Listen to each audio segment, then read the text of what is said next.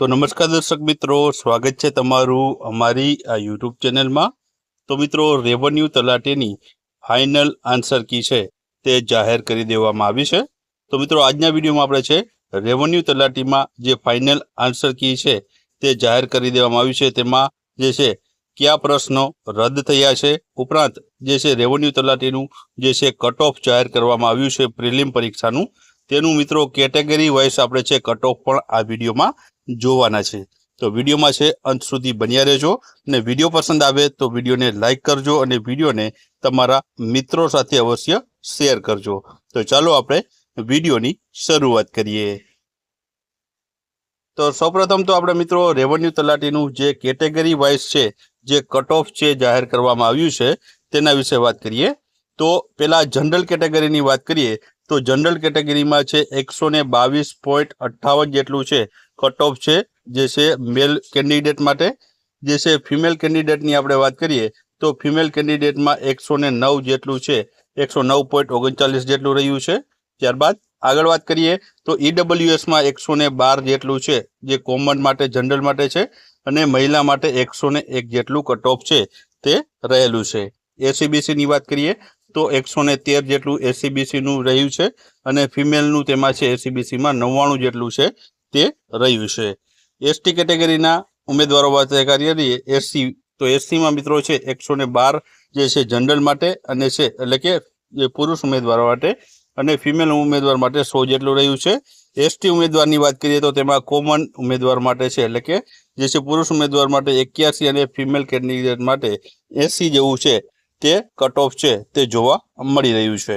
હવે મિત્રો આપણે એક્સ સર્વિસમેન વિશે વાત કરી લઈએ તો એક્સ સર્વિસમેનમાં PH1, PHB, PHC અને PHDE એમ અલગ અલગ છે તે ગ્રુપ આધારિત કટ ઓફ છે।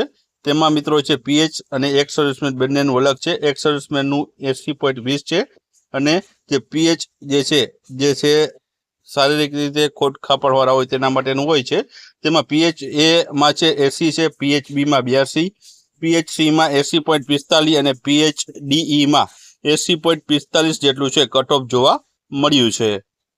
ત્યારબાદ મિત્રો આપણે આગળ વાત કરીએ તો આગળ મિત્રો જે અગત્યની નોટિસ છે મિત્રો તે જાહેર કરવામાં આવી હતી આ ફાઇનલ કી ઉપર, જેમાં લખવામાં આવેલું હતું કે સદર પરીક્ષાની ફાઇનલ આન્સર કી નીચે મુજબ પ્રસિદ્ધ કરવામાં આવે છે અને ફાઇનલ આન્સર કી માટે ઉમેદવારો તરફથી જે મળેલા વાંધા સૂચનાને ધ્યાનમાં લેતા પ્રોવિઝનલ આન્સર કીની નંબર 44 પ્રશ્ન નંબર 110 જે પ્રશ્નો છે તેની રચના અને તેના જે વિકલ્પો છે તે સામાન્ય રીતે વિસંગતતા ધ્યાનમાં આવેલ છે। તો ઉમેદવારોના વ્યાપક હિતમાં છે આ પ્રશ્નો રદ કરવામાં આવેલા છે। મંડળ દ્વારા છે આવો નિર્ણય લેવામાં આવ્યો છે।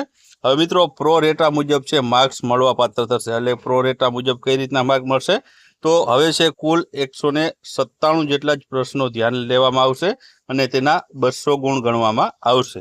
એટલે કે એક પ્રશ્ન સાચા દીઠ તમને પ્લસ 0.1523 છે જે જોવા મળશે અને ખોટા પ્રશ્ન દીઠ છે 0.25381 આ પ્રમાણે છે માર્ક્સ કાપવામાં આવશે। એટલે કે જે છે 3 જે માર્ક છે તેના જે છે પોઈન્ટ છે ઉમેરી દેવામાં આવશે એક સાચા પ્રશ્ન દીઠ અને ખોટા પ્રશ્ન દીઠ છે તે 3 માર્કના જે છે વધારાના માર્ક છે તે કાપી લેવામાં આવશે। એટલે કે એક પ્રશ્નનો 1 માર્ક કરતાં વધારે પોઈન્ટમાં માર્ક તમને છે મળવાપાત્ર થશે। આ પ્રો રેટા મુજબ માર્ક છે તે જે ઉમેદવારોને મળવાપાત્ર થશે।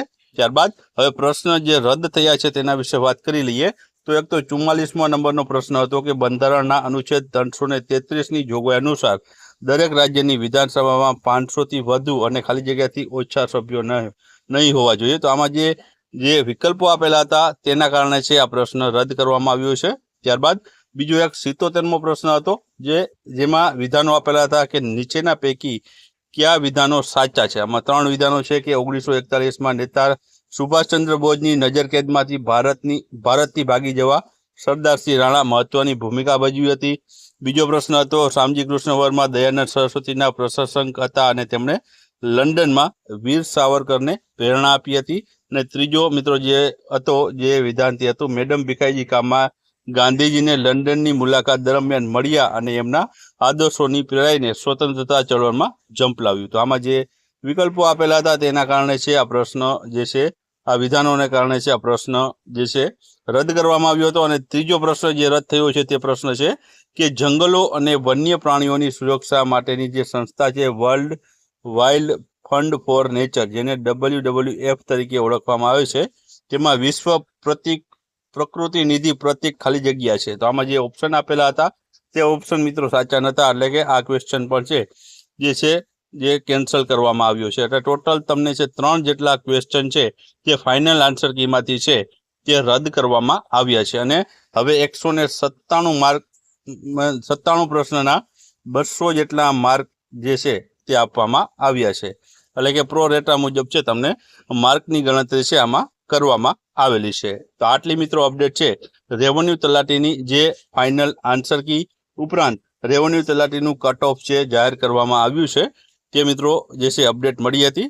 જો તમને આ વિડીયો પસંદ આવ્યો હોય તો વિડીયોને લાઇક કરજો અને વિડીયોને તમારા મિત્ર વર્તુળમાં અવશ્ય શેર કરજો.